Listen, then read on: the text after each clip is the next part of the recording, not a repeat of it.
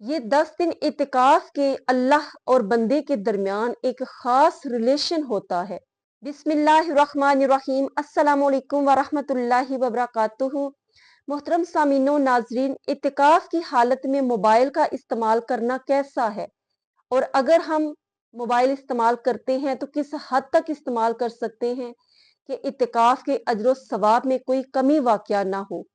और दूसरी अहम बात ये कि इन 10 दिनों में कौन सी खास इबादत हैं जो हम इसमें अदा कर सकते हैं।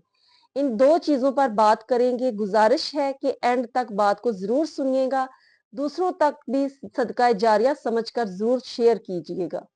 ये 10 दिन इतिकाफ के अल्लाह और बंदे के दरमियान एक खास रिलेशन होता है, जिसमें बंदा तन्हाई में अल्लाह रब्बुल इज्जत की बारगाह में अपने सजूद, अपने रुकू, अपने कयाम उसके हजूर पेश करता है और दुआएं करता है। तो कोशिश होनी चाहिए कि जितना मुमकिन हो दुनिया से अपना रिश्ता नाता मनकता कर कर सिर्फ अल्लाह रब्बुल इज्जत के साथ जोड़कर ये दिन गुजारे जाएं। लेकिन अगर जरूरियातें जिंदगी के साथ साथ आपको कोई मसला दरपेश आता है, कोई जरूरत है, उसके लिए पास मोबाइल होना जरूरी है। मसलन अगर आप तन्हाई में ज़ाहिर बैठे हैं, आपको खाना लेट हो रहा है, या घर वाले किसी फर्द को सहर बनाने के लिए उसकी आंख नहीं खुली, आप कॉल करके उनको जगा सकते हैं। उसके अलावा घर में अगर आपका बच्चा बीमार है, आप उसकी खैरियत दरियाफ्त कर सकती हैं। आपको ज़रूरत की कोई अशद ज़रूरत हो किसी चीज़ की, कपड़े चाहिए हों या कोई ज़रूरत की चीज़ चाहिए हो, तो आप आवाज़ देने के बजाय मोबाइल पे मैसेज कर सकते हैं, बात कर सकते हैं। वो ख़वातीन जिनके शोहर अब्रोड होते हैं, उनका अगर फ़ोन आ जाता है, तो उनको भी ये इतनी परमिशन है कि इत्तिकाफ की हालत में 5 मिनट सिर्फ हाल वगैरह दरियाफ्त करके, बच्चों की खैर खैरियत मालूम करके बस आप फोन को ऑफ कर दें। बल्कि इत्तिकाफ के दौरान आपका मोबाइल मुसलसल ऑफ होना चाहिए। सिर्फ जब आपको जरूरत हो किसी चीज की, तो उस वक्त आप मोबाइल को ऑन करके अपनी कोई हाजत पूरी करने के लिए किसी से बात कर सकते हैं। वैसे किसी रिलेटिव का फोन आना, दोस्त का फोन आना और फजूल गपशप करना या दिल बहलाने के लिए बातें करना, ये सब नामुनासिब चीजें हैं और नाजायज हैं।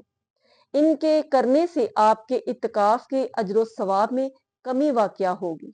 दूसरी बात कि कौन कौन सी इबादत हैं जो इन अयाम में इत्तिकाफ की हालत में करना जरूरी है। सबसे पहले तो पंजगाना नमाज फर्ज जो है उसकी पाबंदी करना जरूरी है।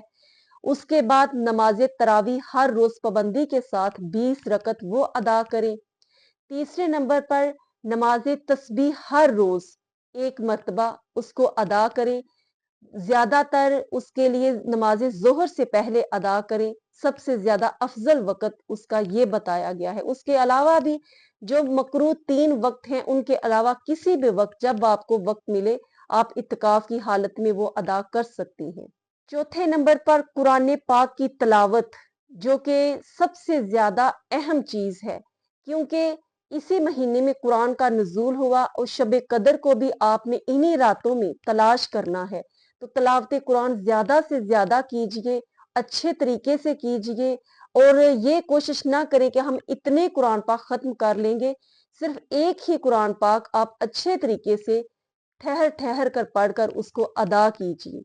पांचवें नंबर पर अगर आप इल्म रखते हैं तो अहादीस की कुतब अपने पास रखें, उनका मुतालिया कर लिया करें। उसके अलावा आप नफली इबादत वो करें, क्योंकि ये वक्त आपके पास बिल्कुल स्पेशली सिर्फ इन्हीं अयाम के लिए, इसी बात के लिए है कि आप इबादत में मशगूल रहें। तो ज्यादा से ज्यादा नवाफल पढ़ें, और नवाफल की अदायगी में ज्यादा से ज्यादा आपने कोशिश करनी है सूरह कदर को तिलावत कीजिए। फर्ज नमाज में भी कर सकते हैं, वहां कीजिए, नहीं तो बिलखसूस नफल नमाज जो है, आप 2 नफल पढ़ें, 4 रकत नवाफल पढ़ें, जितने आप आसानी से पढ़ सकती हैं वो पढ़ें, और उसमें सूरह कदर की तिलावत करें। 1 दफा कर ले, 2 दफा कर ले, 3 दफा कर ले, 11 दफा कर ले, 7 दफा कर ले, जितनी दफा आप अपनी हिम्मत के मुताबिक कर सकती हैं वो करें। उसके अलावा आप नमाज तहज्जुद आप अगर पहले नहीं अदा करती, تو اب آپ کو اللہ رب العزت نے موقع دیا ہے، سحری کے وقت آپ اس کو ضرور ادا کریں، جتنے بھی آپ رکعت ادا کرنا پسند کرتی ہیں کر سکتی ہیں آسانی سے۔ 9ویں نمبر پر آپ تیسرے عشرے کی جو دعا ہے اس کی ایک تسبیح ہر نماز کے بعد پڑھ لیا کریں۔ اللہم اجرنا من النار، اللہم اجرنا من النار، یہ ایک تسبیح ہر نماز کے بعد آپ پڑھ لیا کریں۔ اللہ رب العزت آپ کی تمام دعائیں قبول اور منظور فرمائے، اور جو بھی آپ نے قرآن پڑھا، نوافل ادا کیے، عبادات کیے، اس کو قبول اور منظور فرمائے۔ آمین ثم آمین۔